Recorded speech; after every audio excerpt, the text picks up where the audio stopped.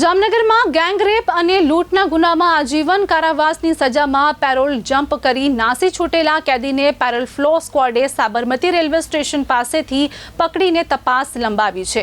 અલગ અલગ 9 રાજ્યોમાં આશરે 100થી વધુ રેલવે સ્ટેશન ઉપર આરોપી બાબતે તપાસ હાથ ધરવામાં આવી હતી।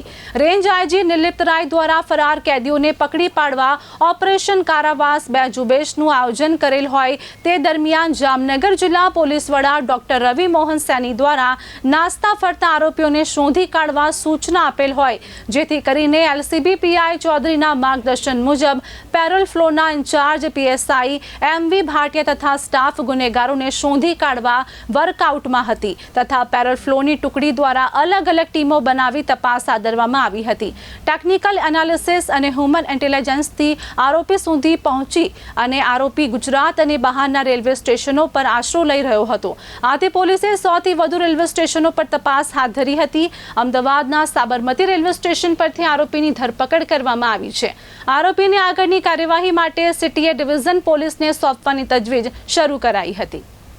એ ત્રણેય આરોપીઓને વર્ષ 2014માં આજીવન કેદની સજા સુનાવવામાં આવેલી હતી।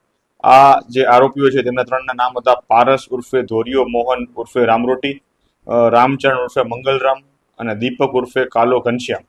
આ ત્રણેય આરોપીઓને વર્ષ 2014ની સાલમાં આજીવન કેદની સજા થયેલી। ત્યારબાદ તારીખ 13/8/2014માં આ જે આરોપી છે પારસ ઉર્ફે ધોરિયો મોહનલાલ, તેના દ્વારા વચગાળાના 4 દિવસના જામીન મેળવી અને પેરોલ ઉપરથી એને જેલ ફરાર થયો હતો।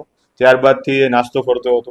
આ દરમિયાન અવારનવાર જામનગર જે પેરોલ ફરલો સ્કોડ છે તેમજ એલસીબીની ટીમ દ્વારા આવા જે પેરોલ જમ્પ આરોપીઓ હોય છે એના ઉપર ડ્રાઈવ ચાલુ કરવામાં આવેલી હોય છે। એ દરમિયાન અત્યારમાં હાલમાં ઓપરેશન કારાવાસ 2 ચાલુ હોય તો આ જે ઓપરેશન છે એના અંતર્ગત આવા જેટલા પણ આરોપીઓ છે, આવા ગંભીર ગુનાઓના આરોપીઓ છે કે જે હાલ જેલમાંથી ફરાર થયેલા છે,